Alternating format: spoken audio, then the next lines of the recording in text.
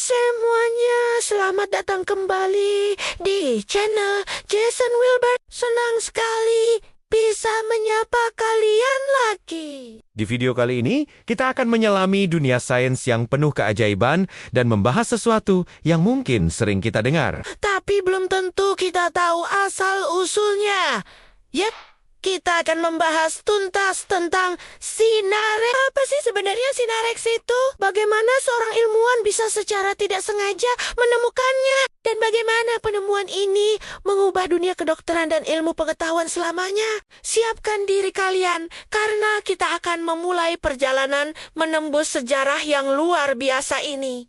Jadi, apa itu Sinarex? Sederhananya, Sinarex adalah salah satu bentuk radiasi elektromagnetik. Sama seperti cahaya yang kita lihat sehari-hari, gelombang radio, atau bahkan microwave di dapur kita. Bedanya, Sinarex punya energi yang jauh lebih tinggi dan panjang gelombang yang sangat pendek. Kemampuannya yang paling terkenal adalah menembus benda-benda padat. Bayangkan, sebuah cahaya yang bisa menembus kulit dan daging kita, lalu menunjukkan gambaran tulang di dalamnya. Keren banget kan? Kemampuan inilah yang membuatnya sangat berharga, terutama di dunia medis untuk mendiagnosis patah tulang, infeksi, dan banyak kondisi lainnya. Tapi, sebelum teknologi ini secanggih sekarang, ada sebuah kisah penemuan yang sangat menarik di baliknya. Kisah kita dimulai pada suatu malam yang menentukan, tepatnya tanggal 8 November 1895 di sebuah laboratorium di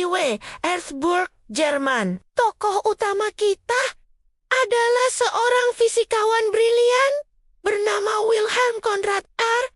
Entgen. Saat itu, R. Entgen sedang asyik melakukan eksperimen dengan sebuah tabung katoda. Tabung ini adalah tabung kaca hampa udara yang dialiri listrik bertegangan tinggi. Tujuannya adalah untuk mempelajari fenomena sinar katoda, yaitu aliran elektron. Ruangan laboratoriumnya sengaja dibuat gelap gulita agar ia bisa melihat pendaran samar dari tabung tersebut. Di tengah keseriusannya, R. Entgen melihat sesuatu yang aneh. Sebuah layar kecil di mejanya yang dilapisi dengan bahan kimia bernama barium platinosianida tiba-tiba bersinar kehijauan. Padahal, Layar itu berada cukup jauh dari tabung katoda dan tabungnya sendiri sudah ditutup rapat dengan kardus hitam tebal. R. Entgen tentu saja bingung, sekaligus penasaran. Cahaya biasa tidak mungkin bisa menembus kardus hitam itu. Ia pun mencoba Mematikan dan menyalakan tabungnya berulang kali. Setiap kali tabung menyala, layar itu kembali bersinar. Ini bukan kebetulan. Ada sesuatu yang misterius. Sebuah sinar tak terlihat yang mampu keluar dari tabung, menembus kardus, dan membuat layar itu berpendar. Karena sifatnya yang begitu misterius dan belum diketahui, IA menamakannya ekstrahalen atau Sinarex, di mana X melambangkan sesuatu yang tidak diketahui. Nama ini terus melekat hingga sekarang. Selama beberapa minggu berikutnya, R. Entgen mengurung diri di laboratoriumnya. Ia makan dan tidur di sana, terobsesi untuk memahami sifat-sifat dari sinar misterius ini. Ia menemukan bahwa Sinarex bisa menembus berbagai macam benda dengan tingkat yang berbeda. Kertas, kayu, bahkan buku tebal bisa ditembus dengan mudah. Tapi, ketika ia mencoba menaruh logam timbal di jalur sinar itu, bayangan gelap pekat muncul di layar. Ini berarti Sinarex tidak bisa menembus logam sepadat timbal. Penemuan paling ikonik terjadi ketika ia meminta istrinya, Anna Bersa, untuk meletakkan tangannya di antara tabung dan plat fotografi. Setelah dipotret selama beberapa menit, hasilnya sungguh mencengangkan. Terciptalah sebuah gambar yang menunjukkan tulang-tulang tangan istrinya dengan jelas, lengkap dengan cincin kawin yang melingkar di jarinya.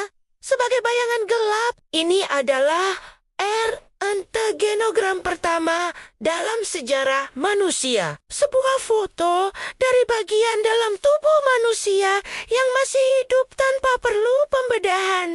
Bisa kalian bayangkan Betapa terkejutnya mereka saat itu. Foto ini menjadi bukti visual yang tak terbantahkan dari kekuatan penemuan barunya. Berita tentang penemuan Synerex menyebar dengan sangat cepat ke seluruh dunia. Hanya dalam beberapa bulan, para ilmuwan dan dokter di berbagai negara sudah mencoba mereplikasi eksperimen R, antigen. Dunia seakan dilanda demam Synerex.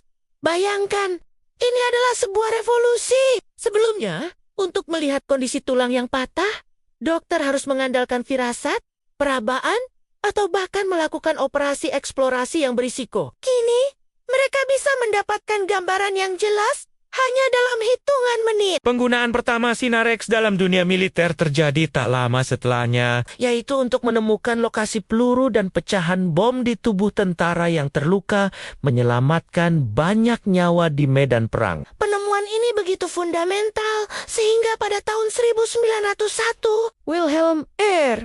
Antigen dianugerahi penghargaan Nobel pertama dalam bidang fisika. sebuah pengakuan tertinggi atas kontribusinya yang luar biasa bagi kemanusiaan. namun, seperti dua sisi mata uang, di balik manfaatnya yang besar, ada bahaya yang saat itu belum disadari. Pada masa-masa awal orang-orang begitu terpesona dengan Synerex, sehingga mereka menggunakannya secara berlebihan dan tanpa proteksi. Ada toko sepatu yang menggunakan mesin Synerex untuk melihat apakah ukuran sepatu sudah pas dengan kaki pelanggan. Bahkan ada pertunjukan sirkus yang mendemonstrasikan kemampuan Synerex kepada penonton. Para ilmuwan dan operator mesin Synerex awal, termasuk asisten Thomas Edison, yaitu Clarence Daly, sering terpapar radiasi dalam dosis tinggi setiap hari. Akibatnya, banyak dari mereka yang menderita luka bakar radiasi parah,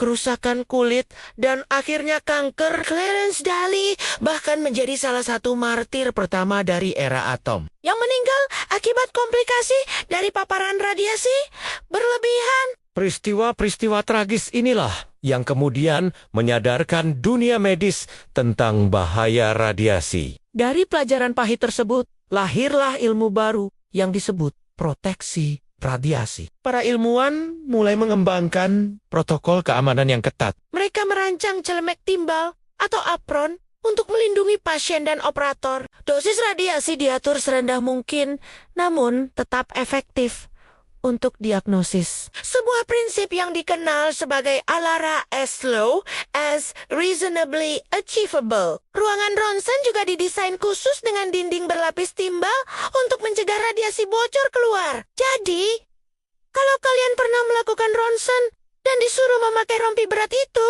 sekarang kalian tahu tujuannya adalah untuk melindungi organ-organ vital kalian dari paparan radiasi yang tidak perlu. Keamanan menjadi prioritas utama dalam penggunaan Synerex modern. Seiring berjalannya waktu, teknologi Synerex terus berkembang pesat. Dari gambar dua dimensi yang buram pada awalnya, kini kita punya teknologi canggih seperti Corte Scan atau Computed Tomography Scan. Pada dasarnya adalah serangkaian gambar Synerex yang diambil dari berbagai sudut, kemudian komputer akan merekonstruksinya menjadi gambar tiga dimensi yang sangat detail. Ini memungkinkan dokter untuk melihat organ, pembuluh darah, dan jaringan lunak dengan tingkat kejelasan yang luar biasa. Selain itu, ada juga fluoroskopi yang seperti video Synerex Memungkinkan dokter melihat pergerakan organ secara real-time, misalnya saat memandu kateter ke jantung atau melihat proses menelan.